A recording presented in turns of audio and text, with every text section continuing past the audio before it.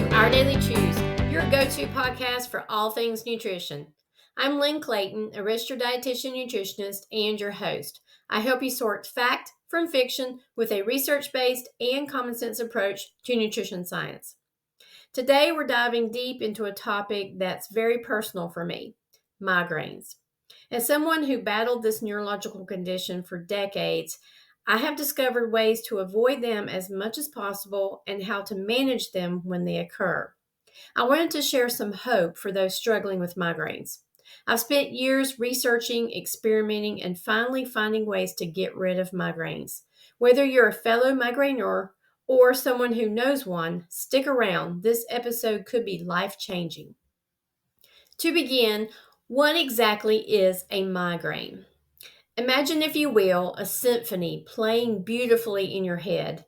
Now picture an untrained drummer crashing in with a relentless booming beat, throwing the whole symphony into chaos. That's kind of what a migraine feels like. It's not just a bad headache.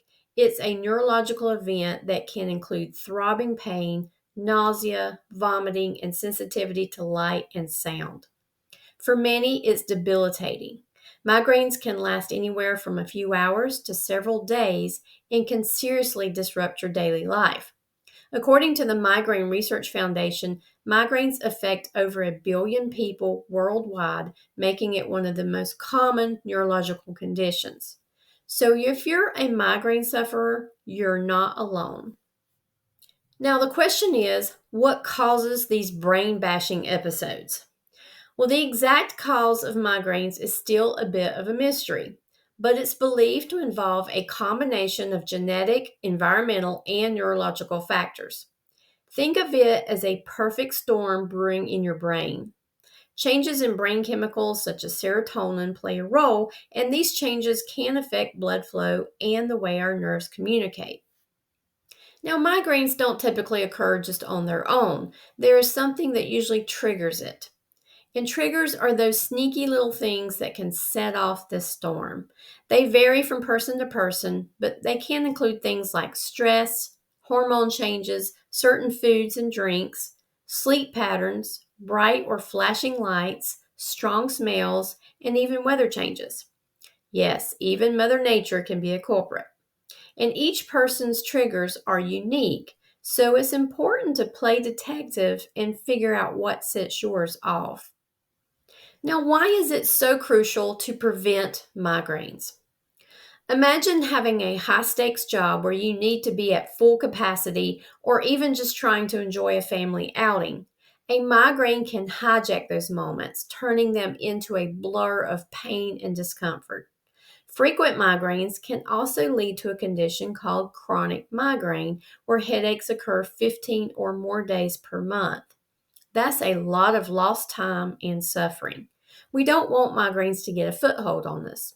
When it comes to preventing migraines, think of it like this. Imagine having an unruly guest show up at your house uninvited. You want to prevent them from entering rather than dealing with a chaos once they're inside.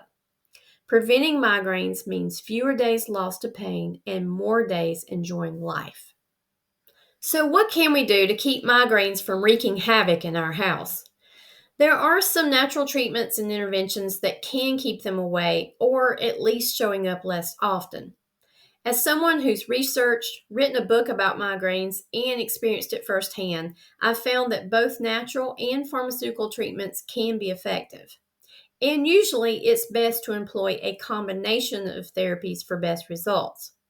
Sometimes it just takes some trial and error to see which options work best for you. On the natural side, lifestyle changes can make a big difference.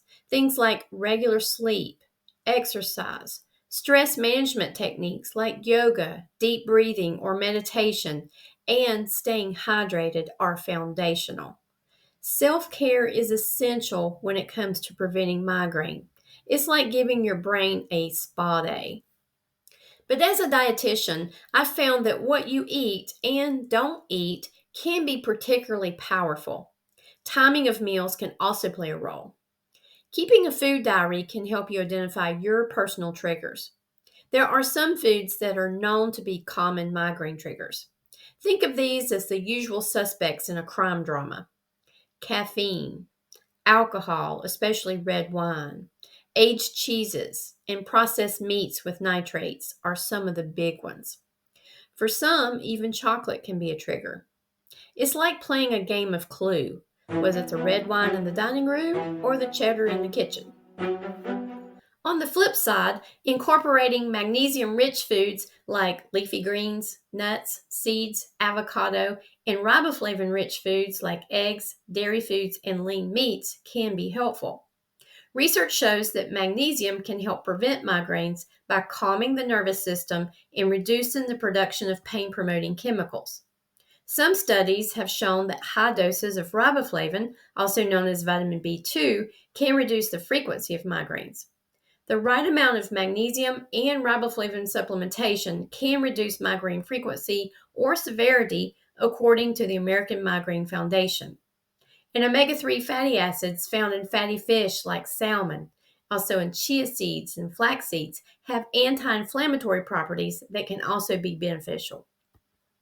One of my favorite migraine-busting recipes is a spinach and quinoa salad with avocado, sunflower seeds, pumpkin seeds, and a lemon tahini dressing. This dish is packed with magnesium and healthy fats that help keep your brain happy. And it's delicious. I'll leave a link to it in the description, and you can find it on ourdailychews.com. Now, sometimes those pesky migraines get into your house, and natural remedies may not be enough. And that's okay. That's when you may need the help of pharmaceuticals. Pharmaceutical interventions are often necessary for managing migraines. Over-the-counter pain relievers like ibuprofen or acetaminophen can be effective for mild migraines. For more severe cases, there are prescription medications like triptans, such as Imitrex, which work by narrowing blood vessels and reducing inflammation. There are also preventive medications like beta blockers, typically used to lower blood pressure, and anticonvulsants used for seizure disorders, and even certain antidepressants that can reduce the frequency of migraines. And let's not forget about the newer treatments available, such as calcitonin gene-related peptide or CGRP inhibitors. You may have seen these advertised under brand name Ubrelvy or Nurtec. These are designed to block CGRP, which is believed to initiate the migraine cascade. These newer medications can be a game changer for many people. And for those with chronic migraine, occurring 15 days per month or more, Botox injections may help. One thing I can't emphasize enough is the importance of working with a healthcare professional to find the right treatment plan for you. Each person's migraine journey is unique, and what works for one might not work for another. But addressing as many factors as possible to avoid a migraine is worth the effort. So, to wrap up, migraines are a complex and often debilitating condition, but with the right approach, they can be managed. Understanding your triggers, making strategic lifestyle changes, and focusing on a migraine-friendly diet can make a significant difference. And remember, you're not alone in this. Millions of people worldwide experience migraines, and there's a wealth of research and resources available.